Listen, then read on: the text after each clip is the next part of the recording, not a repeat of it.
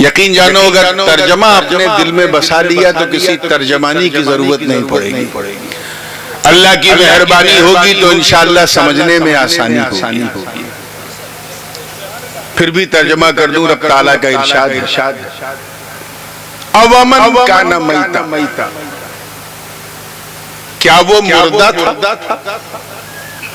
کیا وہ بولیے مردہ تھا؟ فَأَحْيَيْنَاهُ، پھر ہم نے اسے زندہ کیا. وَجَعَلْنَا لَهُ نُورًا، اور ہم نے کر دیا اس کے لیے نور، یعنی اسے نور والا بنا دیا. یمشی بہ فی الناس، اور یہ نور والا اسی نور کو لے کے اسی نور کو لے کے لوگوں کے بیچ چلنے پھرنے لگا.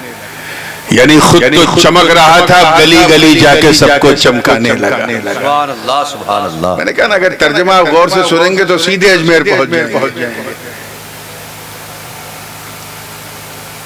کَمَن مَثَلُهُ فِي الظُّلُمَاتِ لَيْسَ بِخَارِجٍ مِّنْهَا. آگے ارشاد کہ اس نور والے جس کو ہم نے نور عطا کیا، کَمَن مَثَلُهُ اس کی طرح سمجھتا ہے فِي الظُّلُمَاتِ جو اندھیروں میں ہے، اور ایسے اندھیروں میں جہاں سے نکلنے کا کوئی راستہ نہیں. لَيْسَ بِخَارِجٍ مِّنْهَا، there is no way to go out from that particular darkness.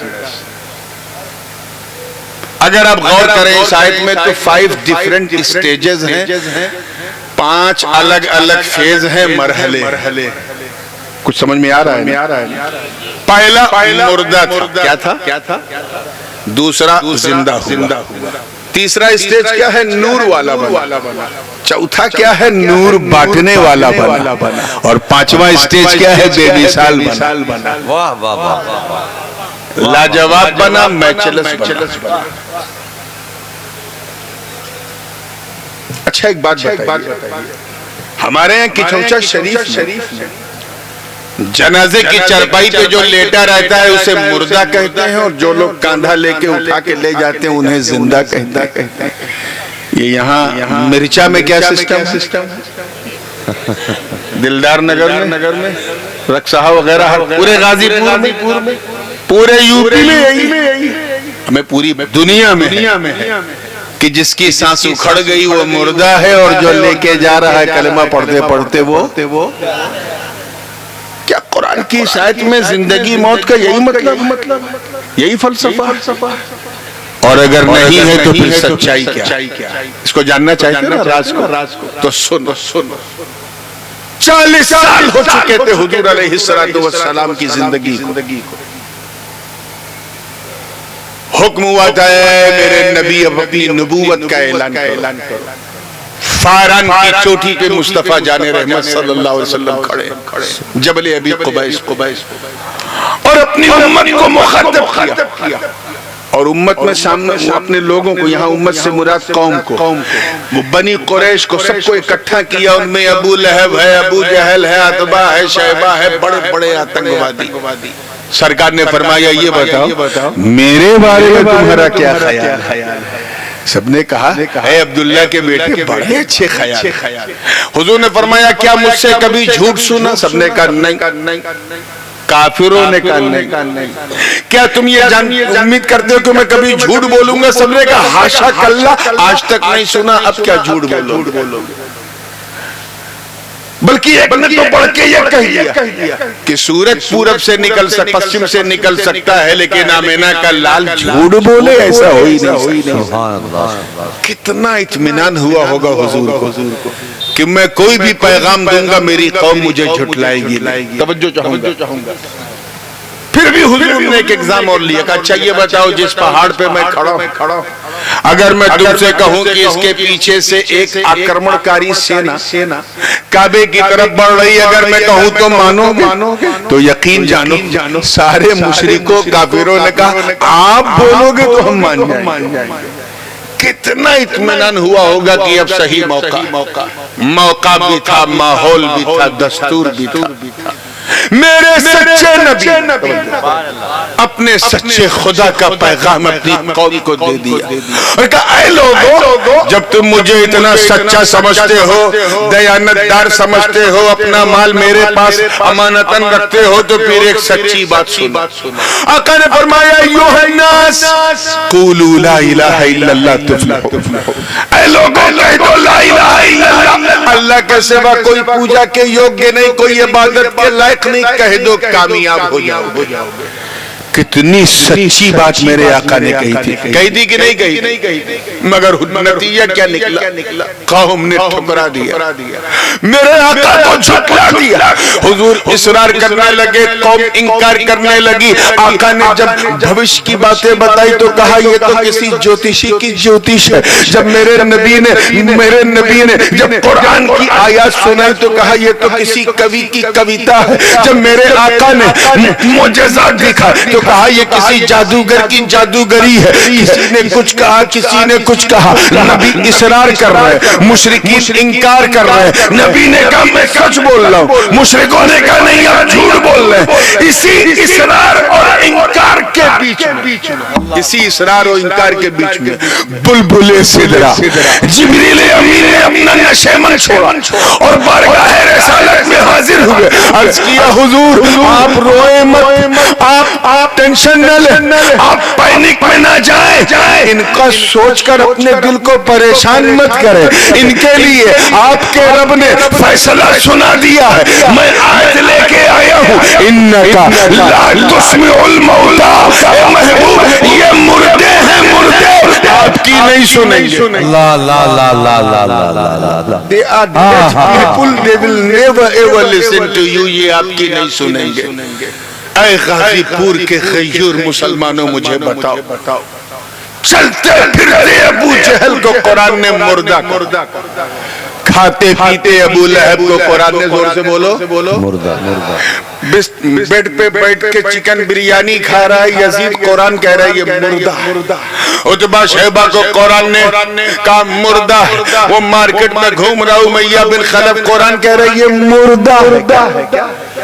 اور دیکھو احد کی وادی گواہ، نبی کے سگے چچا جان سید الشہداء امیر حمزہ رضی اللہ تعالیٰ سینے پہ تیر چپ چکا، جس میں پاک زمین پر نڈھال ہو کے گر چکا ہے، روح قفس عنصری سے پرواز کر چکی، دانتوں سے امیر حمزہ کا کلیجہ چبایا جا چکا ہے۔ سب نے کہا یہ سوچا یہ مردہ ہے، برق و ثمر نے سوچا مردہ ہے، شمس و قمر نے سوچا مردہ ہے، شجر و حجر نے سوچا مردہ ہے، خشک و تر نے سوچا مردہ ہے، بلکہ ہر بشر نے سوچا کہ مردہ ہے۔ لیکن اس سے پہلے کہ کوئی امیر حمزہ کو مردہ کہتا، قرآن نے ڈانٹ کے کہا شٹ اپ، لا تقولوا لمن يقتل في سبيل الله اموات بل احياء ولكن لا تشعرون، اللہ کی راہ میں جو قتل ہو جائے اسے مردہ نہ کہو بلکہ وہ زندہ ہے۔ سبحان اللہ۔ سوچو چلتا پھرتا یزید مردہ ہے، 3 دن کا بھوکا پیاسا شہید زندہ ہے۔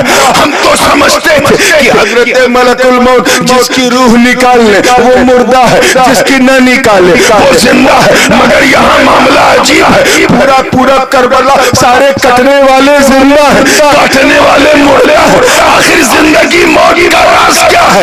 میں اسی خیال میں الجھا تھا کہ رب کے کرم نے رہنمائی، آواز آئی کا سن زندگی، اللہ کرے آپ کو سمجھ میں آ جائے، زندگی اور موت کا تعلق ملک الموت کے آنے جانے سے نہیں ہے، بلکہ راز یہ ہے کہ نبی کی وفاداری کا نام زندگی ہے اور نبی کی غداری کا نام موت۔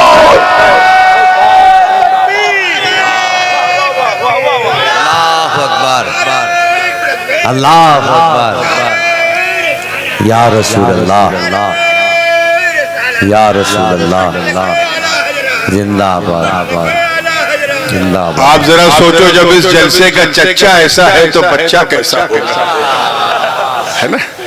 نبی کی وفاداری کا نام زور سے بولو زندگی ہے۔ کیا ہے؟ पूरी जिंदगी से बोलो यार तब मजा आएगा। जिंदगी है क्या है। और नबी की बात की गद्दारी का नाम। अब अगला जुमला आपने तो पहले ही कैच कर लिया, अगला जुमला तो मेरे मुंह ही में रहेगा। अब सुनो, दिल थाम के सुनो। यही वजह, देखिएगा शाही साहब, यही वजह है कि नबी की बारगाह में की गई गद्दारी ने यजीद को जीने नहीं दिया और हुसैन की वफादारी ने हुसैन। नारे रिसालत, खानदाने रसूल, फैज़ाने इमामे हुसैन, नारे हैदरी। बल्कि ऐसा जिंदा रखा हुसैन को कि हर दिल में हुसैन, हर जा में हुसैन, हर शहर में हुसैन, हर गांव में हुसैन, हर करिए में हुसैन, हर समंदरों की तुग़यानी में हुसैन, मौजों की रवानी में हुसैन, बरको समर में हुसैन, शम्सो कमर में हुसैन, शजरो हजर में हुसैन, खुशको तर में हुसैन, लालो गोहर में हुसैन, जिन्नो बशर में हुसैन, हर दिल में हुसैन। सिर्फ रटे रटाए नारों में नहीं, बल्कि सच्ची बात यह है कि बसरी में हुसैन, करिया में हुसैन। सुभान अल्लाह, सुभान अल्लाह। क्लियर हो गया एकदम हुसैन जिंदा। तो क्या समझे आप? ये सोगरा कुबरा मिला के क्या नतीजा निकाला कि वफादार जिंदा होता है। तो जो नबी का वफादार है वो जिंदा है, जो गद्दार है वो। तो ये जलसा तो वफादारों की याद में है, गद्दार से तो कोई लिंक नहीं है, तो उनको साइड में करो, गद्दारों को साइड में करो, बात वफादारों की करो।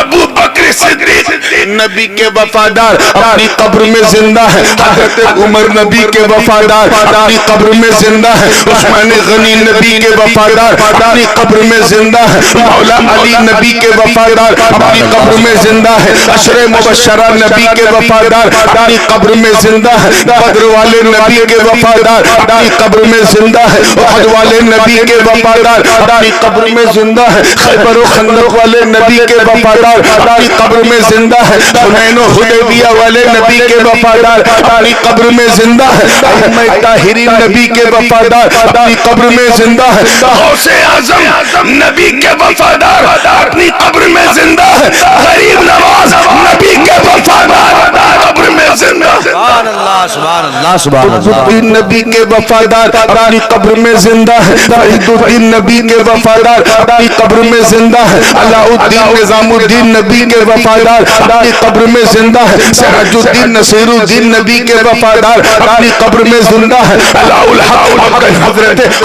हजरत सैयद सरकार सैयदना बंदा नवाज नबी के वफादार अपनी कब्र में जिंदा है, मखदूम सुन्नानी नबी के वफादार अपनी कब्र में जिंदा है, हजरत गौसे सुल्तानी नबी के वफादार अपनी कब्र में जिंदा है, अब्दुल रज़्ज़ाक़ जिलानी नबी के वफादार अपनी कब्र में जिंदा है, हजरत शाह बरकतुल्लाह महरवी नबी के वफादार अपनी कब्र में जिंदा है, आकाए कलियर नबी के वफादार अपनी कब्र में जिंदा है, मौलाए कालपी नबी के वफादार अपनी कब्र में जिंदा है, सरकारे बिलगराम नबी के वफादार अपनी कब्र में जिंदा है, हजरत मखदूम अबुल गौस करम दीवान नबी के वफादार अपनी कब्र में जिंदा है। अरे नबी को मुर्दा कहने वाला नानोतवी मर गया, मुर्दा समझने वाला अंबेठवी मर गया, मुर्दा पुकारने वाला थानवी मर गया, अगर नबी को जिंदा कहने वाला अहमद रजा नबी का वफादार अपनी कब्र में अल्लाह अकबर। या रसूल, नारे तकबीर, नारे रिसालत, इश्क मोहब्बत, इश्क मोहब्बत, इश्क मोहब्बत, इश्क मोहब्बत, इश्क मोहब्बत, इश्क मोहब्बत, मसलके आला हज़रत। वाह वाह वाह वाह, बैठो। सुभान अल्लाह, सुभान अल्लाह। लगता है सब जाग गए क्या? चलो बस अब जागोगे तभी मेरे बात जो है ज़ैनुल आबिदीन साहब को सुन पाओगे, उसी बेदारी के साथ सुनिए। تیار رہو. بالکل. اچھا تو جو وفادار ہے وہ کلیئر ہے نا. اچھا لین دین بھی زندوں میں ہوتی ہے, مردوں میں نہیں.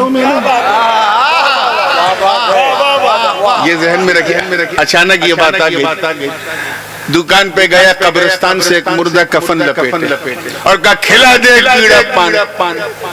جیسے ہی دیکھا دکان والے نے مردہ قبر سے اکھڑ کے کفن پہن کے پان مانگ رہا ہے, تو کہا لے لے میری ساری دکان, چھوڑ میری جان, جا قبرستان, تو کہاں سے آ گیا میری دکان. کچھ نہیں چلے گا. کیوں؟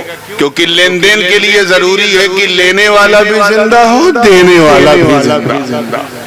دونوں مردہ ہیں تب بھی ڈیلنگ نہیں ہوگی. ایک مردہ ہے ایک زندہ ہے تب بھی زور سے بولو ڈیل نہیں ہوگی. ڈیل کے لیے ضروری ہے کہ ڈیلر بھی زندہ ہو, پیئر بھی زندہ ہو, دونوں کا زندہ ہونا ضروری. اب دیکھو ادھر سارے وہاں غوث اعظم, ادھر سارے قادری زندہ, وہاں غوث اعظم زندہ, یہاں سارے چشتی زندہ, ادھر غریب نواز زندہ. ہم نے سوچا بھیجے کیا, تو علماء سے رابطہ کیا کہ ہم کیا بھیجیں, کیا ان کو پہنچائے. علماء نے رہنمائی کی کہ انہیں تمہارے مال کی ضرورت نہیں, پیسوں کی ضرورت نہیں, انہیں یہ سب پسند ہی نہیں ہے. اگر ان کو راضی رکھنا ہے, کچھ بھیجنا ہے تو ثواب بھیجو, وہ پسند کریں گے. پھر اس نے پوچھا حضرت کیا ثواب ہے. مولانا نے کہا جو اللہ کو پسند ہے سب ثواب ہے, جو اللہ کو پسند ہے سب ثواب ہے. تحریر کرنا ثواب, نعت پڑھنا ثواب, بریانی پکا کے کھلانا ثواب, سب کچھ ثواب, سارا قرآن پڑھنا ثواب, تلاوت کرنا ثواب. ہم نے کیا کیا, جلسہ کیا, سارا ثواب اکٹھا کیا اور اکٹھا کر کے بھیج دیا. ہو گیا عیسیٰ. سبحان اللہ سبحان اللہ سبحان اللہ. کیا ہے عیسیٰ ثواب. ادھر ہم زندہ تھے, ہم نے بھیج دیا. ادھر غوث اعظم غریب نواز زندہ. انہوں نے کہا ارے یہ زمین پر رہ کر میری پسند جانتا, یہ گنہگار سیاہ کار, لیکن اس سے مجھ سے اتنا ہے پیار کہ میری پسند جانتا.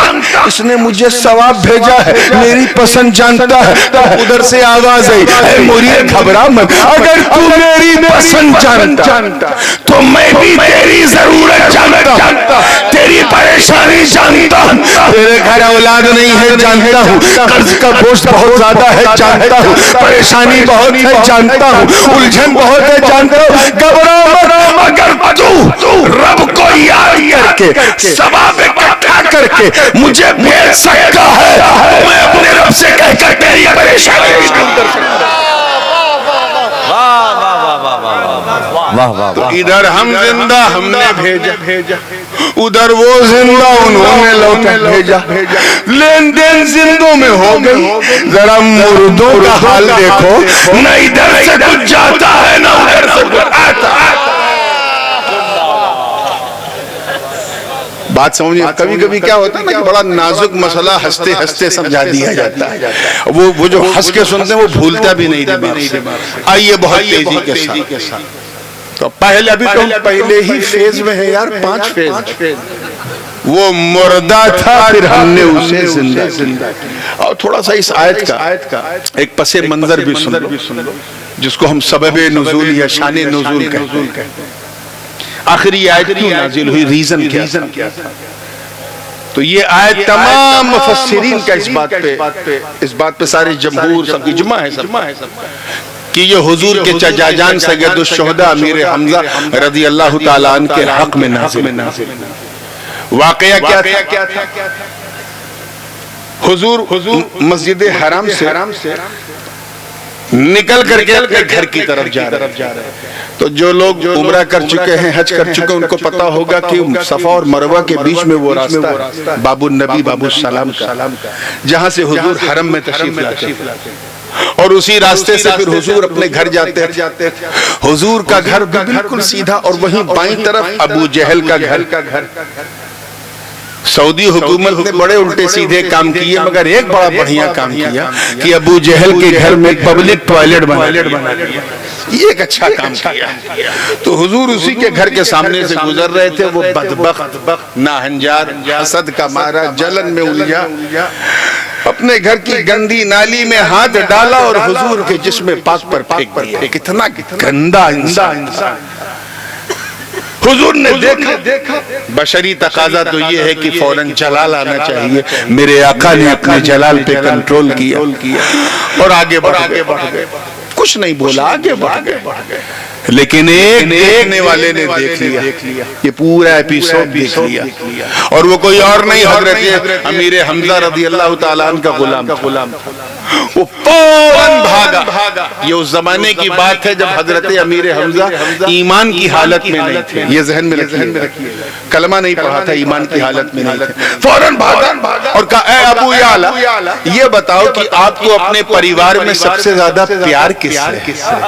تھوڑی دیر سوچے، مسکرائے، کہیں میری بات تو نہیں مانتا وہ، لیکن مجھے سب سے زیادہ پیار اپنے بھتیجے محمد ابن عبداللہ سے۔ سبحان اللہ سبحان اللہ۔ کہ اچھا کتنا پیار، بہت زیادہ پیار۔ کہ اگر کوئی آپ کے بھتیجے کو الٹا سیدھا کہے تو اگر میرے سامنے کہے گا تو میں اس کا منہ توڑ دوں، اگر کوئی اس کے اوپر گندگی پھینکے تو کہ سچ بتاؤں اگر اس نے گندگی پھینکی ہے تو میں اس کے وجود کو نقصان پہنچا دوں گا، یعنی اس کا قتل کر دوں گا۔ اتنا سننا تھا، تب تک اس غلام نے کہا کہ ابو جہل نے آپ کے بھتیجا وہ جا رہا تھا، گزر رہا تھا، اس پر کیچڑ پھینکا گندا۔ حضرت امیر حمزہ نے فرمایا، سچ بتا تو نے اپنی آنکھ سے دیکھا؟ کہا میں نے دیکھا۔ چل میرے ساتھ ابو جہل کے گھر کی۔ ایک بات یاد رکھیے گا، پورا مکہ ابو جہل سے ڈرتا، وہ مکے کا ڈان تھا۔ کون تھا؟ ڈان تھا، پورا مکہ کانپتا، مگر وہ خود حضرت امیر حمزہ سے بہت ڈرتا۔ اب سوچو اس وقت امیر حمزہ کا عالم کیا ہوگا۔ چل میرے ساتھ۔ اپنے جوتے بوٹ کی نوک پر دروازے کو لات مارا اسے زور سے اور کہا نکل بدبخت۔ ابو جہل نے جیسے ہی حضرت امیر حمزہ کا چہرہ دیکھا تو بھیگی بلی بن کے آیا، کہا ہاں سردار کیا معاملہ، کیوں ایسا کر رہے ہو، کیا بات ہے؟ کہا سچ بتا، کیا تو نے میرے بھتیجے کے جسم پہ گندگی پھینکی ہے؟ تو اس نے گواہ بغل میں دیکھا کھڑا ہے تو جھوٹ تو بول نہیں سکتا تھا کہ ہاں پھینکی ہے، لیکن وہ بھی تو ہمارے معبودوں کے بارے میں الٹا سیدھا کہتا ہے۔ وہ کہتا ہے لات و منات عزا ہبل کی پوجا مت کرو، یہ نہ کرو، وہ نہ کرو، تو میں نے پھینکا تو کیا کہہ دیا؟ کہا پہلے تو یہ بتا کہ تو نے پھینکا ہے کہ نہیں، کہاں پھینکا؟ اتنا کہنا تھا، جلال میں دل ملائے امیر حمزہ۔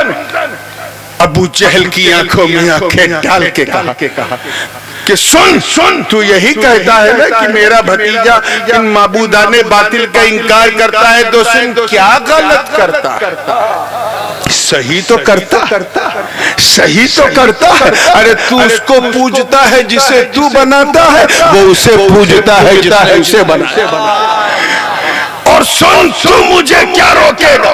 حدیث کی الفاظ ہیں، امیر حمزہ نے آسمان کی طرف سر کیا اور کہا زمین و آسمان گواہ ہو جا، میں اللہ کے رسول محمد ابن عبداللہ کے سب سے جانی دشمن کی آنکھوں میں آنکھیں ڈال کے کہہ رہا ہوں، اشہد ان لا الہ الا اللہ و اشہد ان محمد عبدہ ورسولہ۔ سبحان اللہ سبحان اللہ سبحان اللہ، واہ واہ واہ واہ۔ تو مفسرین فرماتے ہیں کہ وہ جو کفر والی زندگی تھی، حالت کفر میں، اس کو قرآن نے مردہ سے تعبیر کیا، اور جب وہ ایمان لے آئے، کلمہ پڑھ لیا تو زندہ ہو گئے۔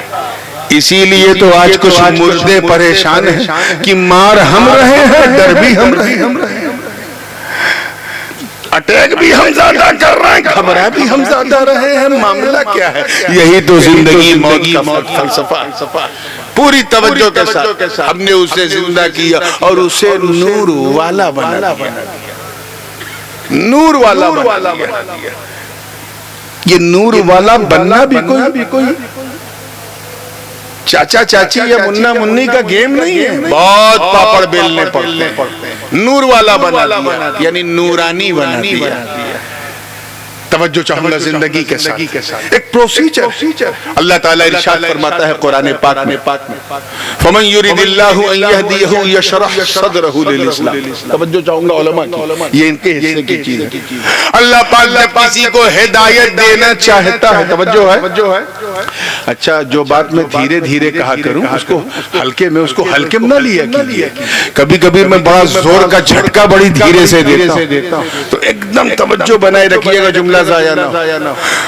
اللہ پاک جب کسی کو ہدایت دینا چاہتا ہے تو اس کے سینے کو اسلام کے لیے کھول دیتا ہے. ان یشرح صدرہ للاسلام. سمجھ میں آگئی؟ اب دوسری آیت سنو. افمن شرح اللہ صدرہ للاسلام فہو علی نور من ربہ. اور اللہ جس کا سینہ اسلام کے لیے کھول دیتا ہے اسے نور پر کر دیتا ہے. نور پر کر دیتا ہے یعنی نور والا بنا دیتا ہے. کہیے سبحان اللہ. نور والا بنا دیتا ہے. یہ سچویشن بھی بڑی ہے، کیفیت دیکھ. اللہ تعالیٰ نے اپنے محبوب کو سارا اختیار دے دیا کہ یہ محبوب اب یہ ڈیوٹی آپ کی، میں نے ساری زمین آپ کو دے دی، اب ڈسٹریبیوشن آپ کو کرنا ہے.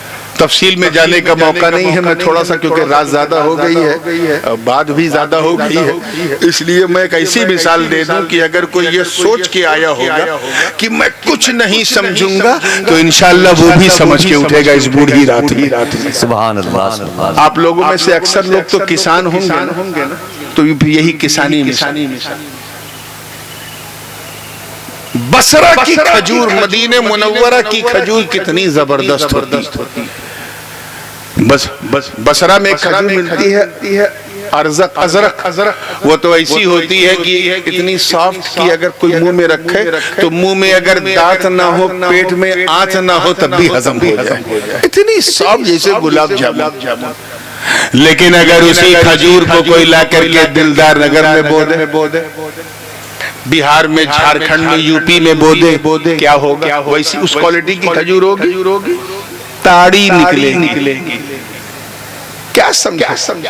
یہی نا کہ ایک اچھی زمین کے ساتھ ساتھ اس کے انوکول بیج ہونا ضروری. پنجاب کا باسمتی شاندار ہوتا، بے مثال ہوتا، لیکن اگر اسے بنگال میں بو دیا جائے تو وہ باسمتی چھوٹا بھی ہو جائے گا، ذرا موٹا بھی ہو جائے گا. اس کا مطلب یہ نہیں کہ بنگال کی زمین خراب. اسی بنگال میں تم چائے بو کے دیکھو، گیہوں بو کے دیکھو، ایک نمبر پیدا. تو کرشی وگیان کے ودیارتھیوں کو، باٹنی کے سٹوڈنٹس کو یہی بتایا جاتا ہے کہ جب کوئی بیج بونا ہو تو پہلے دیکھو کہ جلوایو اس کے انوکول ہے کہ نہیں، زمین اس کے حساب سے برابر ہے کہ نہیں، کیونکہ جو جیسی بیج ہو اسی کے حساب سے زمین ہونی چاہیے. یہ سمجھ میں آ گیا نا؟ باقی یہ سبجیکٹ ایسا ہے کہ مجھ سے زیادہ تو آپ سمجھتے ہو. اب دیکھ پوری دنیا مصطفیٰ جان رحمت کے حوالے کیا اللہ اور فرمایا اے محبوب اب تمہیں اسلام کی کھیتی بونا، اسلام کی کھیتی کو پھیلانا، یعنی مدینے میں پورا مدنی بیج بھنڈار میرے آقا کو دے دیا. میرے آقا کی نظر سب سے پہلے ادھر پڑی، پہاڑوں پر. دیکھا یہ Uzbekistan, Tajikistan, Turkmenistan, Dagestan, Azerbaijan, ترکی، افغانستان